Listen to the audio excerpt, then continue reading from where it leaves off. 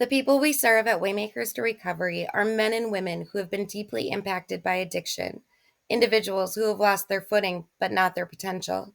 Many come to us after years of struggling with opioid or other substances, searching for stability, belonging, and a second chance at life.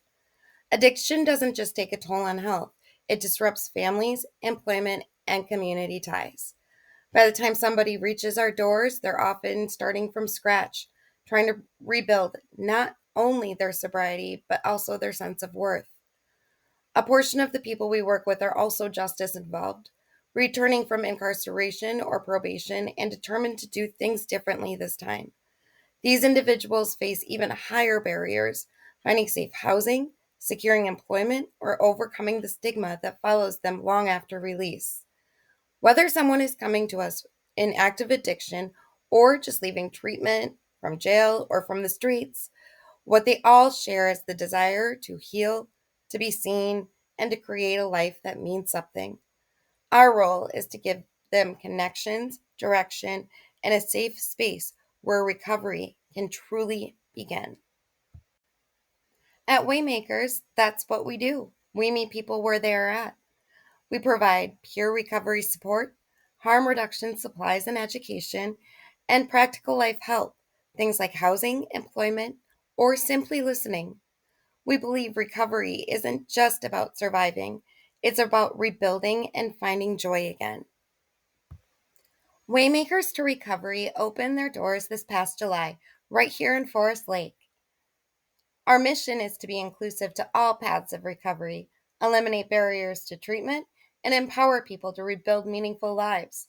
Since opening, we've been supporting community members through one on one sessions, harm reduction, education and supplies, recovery goal planning, and so much more. We're requesting $150,000 in continued support. Funding will sustain staffing, rent, insurance, and essential operations while we complete our nonprofit transition. We anticipate receiving our 501c3 approval before the end of 2025. And in the year 2026, we intend to become accredited recovery community organization by working with the Minnesota Alliance of Recovery Community Organizations to ensure long-lasting sustainability. Next year, we anticipate to serve 75 to 100 participants. If additional funding becomes available, we also plan to add a forensic endorsement peer recovery specialist for justice involved individuals and an intake coordinator who will also work with the youth and young adult population. Together, we can build a recovery model that's sustainable, inclusive, and community driven. On behalf of Waymakers to Recovery, I want to take this opportunity to thank the Washington County Opioid Settlement Board for believing in this work. Your support has turned our vision into a reality, and together we are helping others find hope, stability, and purpose after addiction. Thank you.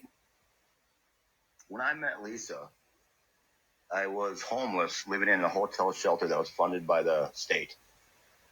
I was a mess. My entire life was in complete turmoil. I was drinking vodka every day, using drugs, just basically going down the drain. Nothing was good about it. I had a mutual friend of myself and Lisa give me her contact information, and I called her, and immediately she started helping me.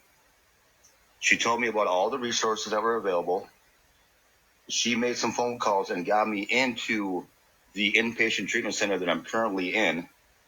I think that within like 3 or 4 days of knowing her, I was actually in treatment. She set everything up for me. She's been 100% supportive with me through this.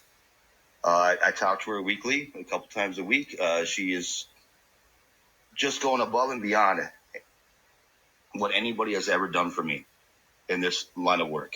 I mean, she's getting stuff set up for aftercare, all kinds of resources that I didn't even know existed. I just can't thank her enough, honestly. In a sense, she basically, played a part in saving my life.